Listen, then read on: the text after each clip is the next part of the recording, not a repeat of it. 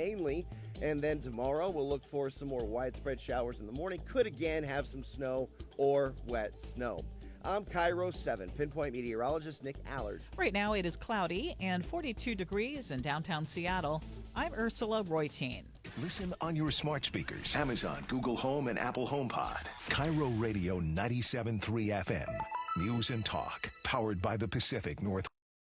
KIRO Radio text line is brought to you by State Roofing. The Big Lead is brought to you by 3010 Weight Loss for Life.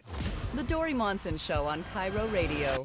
This is The Big Lead. Coming to you from the Carter Silver Studio.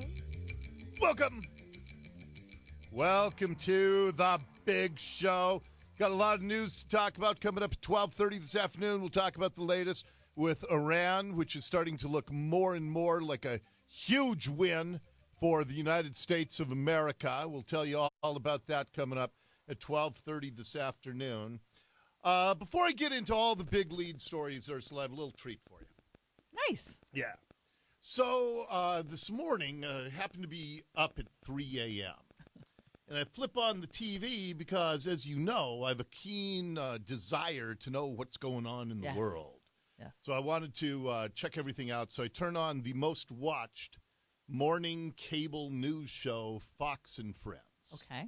And we've talked about this before, that there's something bafflingly successful about the show because one of the three hosts is a guy named Brian Kilmeade, who we had on our show a few weeks ago. And I think Brian is a very, very smart guy, and he can speak extemporaneously. And I just think he's very sharp.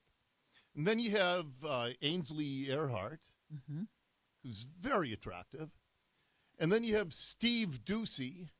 Very attractive butt or just very attractive? Just that's all. Okay. That's all she has. And then you have Steve Doocy, who's, I guess, very attractive. And that's all. What? That's all. I think that two of the three are really dumb, is what I'm trying to say. I know that's what you're trying to say, but I also think that they come off as lovable. I was going to say, are they So likable? Oh, no, their audience loves them. Okay. And so it's a Approachable. personality thing that draws you in, Yes, regardless absolutely. of what the content is. Oh, no, they make like $5, $6, $7 million a year because they're affable and they draw a huge audience, and really that's what it's all about. And it doesn't matter if you, have a lot going on upstairs. I actually think you could make the comparison that there are some people that don't agree with everything you say, but you're so darn lovable, they listen to us anyway. Yeah, but I'm smart. That's true. As but I'm opposed saying to these some two. people Okay, here, listen. let me play this for you.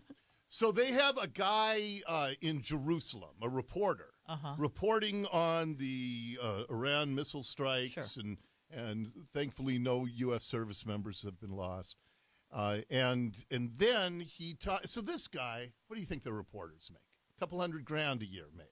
Yeah. So he's out there in Jerusalem. He's in harm's way.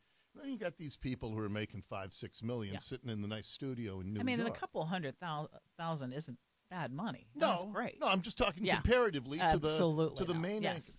Anyway, there's a long setup, but I very much enjoyed this as the reporter in Jerusalem tossed back to Steve Doocy this morning. While Iran dealing with some other major issues today, there was a plane crash in Tehran this morning that killed nearly 180 people on board, and there were also multiple earthquakes in Iran today, one of them near a nuclear power plant, guys. Right. And, Rick, isn't there also a story that there was an earthquake somewhere in Iran as well? Yeah, I just mentioned, Steve, multiple earthquakes, and one of them was near one of their nuclear facilities. Okay. In other words, you weren't listening. But he said it with no hesitation. He said it 1 second after the guy stopped talking. Yes, he wasn't listening. I will say I know that that's happened to me with you, where I'm doing something else for the show, and I look over and make sure that you don't forget something, and you're like, I just said that. Job one, and that's the main thing, is you just got to listen. Well, that's 90% of the job when you're interacting with other people. I was going to say, in this case, they are supposed to have a discussion with him after, so they might want to hear what he has to say. Exactly. They're going to do a little crosstalk. But then when he said one of the earthquakes was near a nuclear plant, I got to back this up. I love this so much. Ainsley Earhart had a great question about that, but let me back it up just a little bit. They killed nearly 180 people on board, and there were also multiple earthquakes in Iran today, one of them near a nuclear power plant, guys. Right. And, Rick, isn't there also a story that there was an earthquake somewhere in Iran as well? I just mentioned, Steve, multiple earthquakes, and one of them was near one of their nuclear facilities. So what do you make of that? Okay. What do you make of that? What is the reporter in it's Jerusalem? It's a bad thing. Yeah. He answers it great, though. I mean, I don't know what else he was supposed to say. Yeah, here's how he answered it after a big... Because this guy's great. His name's Rick Leventhal. He was awesome. But now Ainsley says, what do you make of that about a earthquake near a nuclear power plant? Like a reporter should have an opinion about something? Yeah, God hates Iran. That's what it means. I mean, what's he supposed to say? Well, I mean, they have a lot on their hands. Well. Oh, man. You know what this reminded me of? What? Maybe these moments happen every single day. Maybe I have to get up at 3 a.m. every day just to watch the show. Because I remember about 5 years ago, I happened to be up, and I see these things, and I just record it on my phone, and we load it up. This might be my all-time favorite. This was the news reporter, or the news anchor on that show, doing a story about an island. And now an incredible story of survival. Listen, 3 people, including a man with a broken leg and a 10-year-old boy, swam to safety in the pitch-dark water after a wave sunk their boat off the coast of Kauai. Kauai. The nightmare started when a massive wave hit the boat. All 3 were thrown in the water. She thought it was pronounced Cowie. No. But it gets even better. One of the men suffering a broken hip and his leg, broken in 3 places. He described it as the worst pain of his life. After 4 hours of unbearable pain, they decided to swim for it. Half an hour later, they made it to shore. So good for them. And those are your headlines. And where was that again? Kauai? That was Kauai. Rhymes with Hawaii. Right. Probably near Hawaii. It is one of the islands of Hawaii. That's exactly it. Okay. That's that person. Wait, who was that? Her name is... Okay, that's not the same one who gets paid millions. No. Okay. No, you know what I think she does now? Would you look this up, Nicole? Her name's Heather Childress, I believe. I think she is a spokesperson for the Department of Defense in the Trump administration now. I think. I could be wrong. You're going to have to check me on that. Oh, no. But she thought it was Cowie. It pops up on the teleprompter. She doesn't... Clearly. Doesn't even pre-read it. I was going to say, clearly she didn't write her own copy. Correct. I mean, we all stumble and we all make mistakes. And there have been times, yes, I will say that there have been times, like Nicole is correct. You or I or Nicole will not, we're doing something else because in this day and age, you can't just do one thing. You yeah, gotta and do 3 I or will 4. also say there are times where you or me and Nicole will be doing something else. And, Honey. Yeah, I try. I do my best. I don't see anything. Is her last name? Is it? It's Childress. Oh, it is that? Yeah, Childress. I can think. find an ERS. I'll check it. We'll find out. I don't think she is. Anyway, I just love that. When he says, she goes, what is it? Cowie? Oh, no. Yeah, I haven't listened to this one Some in people 5 aren't years. well traveled. Half an hour later, they made it to shore. So good for them. And those are your headlines. And where was that again? Kauai? That was Kauai. Rhymes with Hawaii. Right. Probably near Hawaii. It is one of the islands of Hawaii. That's exactly it. I like the rhyming. Right Thank there. you, Heather. All right. I forgot about that. And that was one of the main anchors that goes, I like that rhyming. Thank you, Heather. I don't think she is working for the president. She still works for Fox. Heather Childress says? Oh, they hired away one of their other news anchors. Anyway, that's just my little bonus for you. Something I discovered on television this morning. Nice. Yeah, about the earthquake in Iran. Okay, and we'll talk more about all that stuff coming up at the bottom of the hour. But with that is mere prelude, let's get right to the big lead. The Big Lead. Top story. Last night in Olympia, there was an event at Olympia City Hall. It was titled, Give a Crap About Olympia. And what they said is they are so sick and tired of all the human defecation on the sidewalks of downtown Olympia that they decided, and did you ever, when you heard back from them, did they tell you how many people showed up at this thing? No, they did not. They just sent us. I'm still communicating. So Lots I'll of, ask right now. yeah, we're trying to get the people on. They're afraid they're going to be doxxed because if you say or do anything that is perceived to be critical of how they handle homelessness in Olympia, which is, I mean, they don't handle it, but you get doxxed and they get pretty brutal down there. So here's how they put this event out there. Are you tired of your town going down the toilet while our leaders claim everything is fine? Well, we think that's a load of crap. And if you agree, come show and they changed city to an SH word, of Olympia that you give a crap about our town. Come to the first Give a Crap About Olympia public S-in. And they were encouraging people as a form of protest to poop on the sidewalk in downtown Olympia at this event. And they said, why? People are shamelessly depositing needles, garbage, and excrement into our forests, trails, and waterways. They're crapping on public sidewalks and in public spaces with impunity. Derelict RVs are piling up unaddressed, even sometimes dumping raw sewage into our community. Meanwhile, everyday citizens are ticketed left and right, not due to a lack of resources, not due to a lack of affordable housing, shelter, or social services. There's just a lack of response by city leaders. And as I was hearing the level of frustration that would lead people to want to do a poop-in Olympia, there's a series this week on Tucker Carlson's show about what's going on in San Francisco. And the parallels between San Francisco and Seattle are amazing with what's happened with homelessness and public defecation. And they call it American dystopia. They talked to a cop who was asked what happens to people who break the law. If I went into a store and stole a PlayStation, what would happen? If it's under $950, you get a citation. If I smoked crack on the street, what would happen? Citation. If I exposed myself in a public park, what would happen? No, citation. If I camped on a sidewalk, what would happen?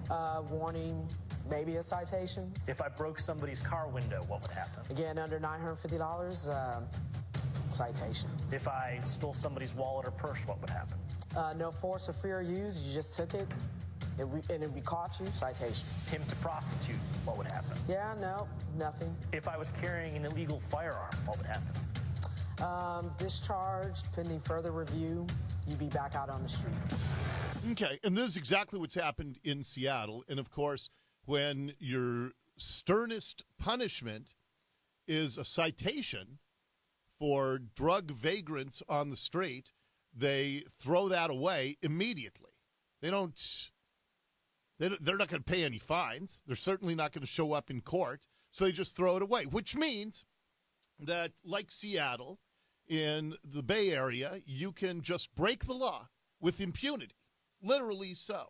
And they talked to a grocery store owner, and this is like, I tell you what, man, I have talked to dozens, scores of business owners throughout the Puget Sound area who have just absolutely had it with the drug vagrant crime that engulfs their businesses, just like this grocery store owner. How often do people come in and create problems in the store? Every day.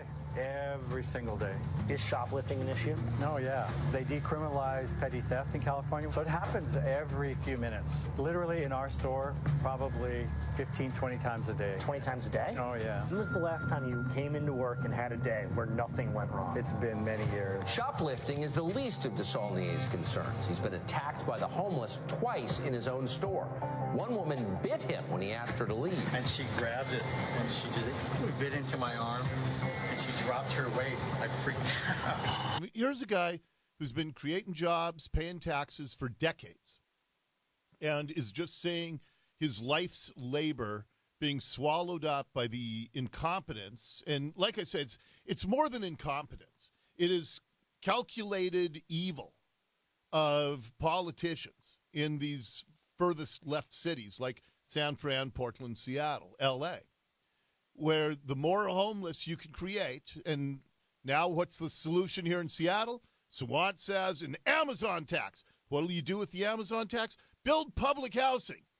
We used to have public housing in Seattle that we tore down decades ago because it was a cesspool of drugs and crime. So now they want to just build public housing, which will attract more drug vagrants from around the country here, but it will allow the socialists to have under one roof, one big apartment building. I talked about this a little bit yesterday. It'll allow them to have one place where they can go and register everybody to vote and make sure you vote for an Amazon tax and make sure you vote to take other people's stuff so we can give you the barest bit to get by. And the truth of the matter, of course, is nobody's trying to help anybody get by. Kshama Sawant couldn't give a, to put it in Olympia terms, crap about any homeless person. They are useful tools for an expansion of government, pure and simple. I've got a big story up on mynorthwest.com about this right now, about how that's all this is about. But you create the problem, then you tax the people who are not part of the problem and say, you got to fix this. And then you expand the problem even more, and with that, you have a built-in, dedicated voter block for you. And that's why we're letting our cities absolutely go down the toilet, literally. Up next in the Big Lead. The Big Lead, Bizarro World. I wanted to share some of your comments from yesterday's show because I was telling you how new Washington state law, I did it in the Big Lead at noon yesterday. If you have a child who's 13, 14, 15, 16, and they are on your insurance, they can completely cut you out of their health care decision-making as a parent. Government has decided, and these are on issues of anxiety, depression, any kind of drug use, gender dysphoria, and you as a parent have no say if your child doesn't want you to have any say. And we got a bunch of your feedback on this from the 206. So we just passed a law to raise the smoking age to 21, but you can change your gender forever when you're 13? This is insanity. And from the 253, Dori, this happened to my friend's daughter. At a regular checkup, her 13-year-old said she might be transgender. The doctor immediately started her in hormone therapy and was ready to schedule surgery. Her mom was appalled and couldn't stop any treatments. And yes, I've confirmed many stories like this. So we are telling children, yeah, you got to wait till you're 21 to smoke. You're not smart enough to make those decisions. Got to wait till you're 21 to use marijuana, to drink alcohol. But when you're 13, if you want to permanently, irrevocably change your body, change your body with powerful pharmaceuticals given to you by government-appointed medical staff, you can do that. Yes, we truly are in bizarro world here. And that is your Big Lead. The Big Lead on KIRO Radio. And a few days ago, I was hearing from a bunch of lunatics how we were on the brink of World War III. Today, it looks like this has been a tremendous victory for the United States of America. Ooh, did I trigger some people? There are a lot of people around here. The last thing they want to hear is that America is winning. But I'll explain right after the news here on the Dori Monson Show.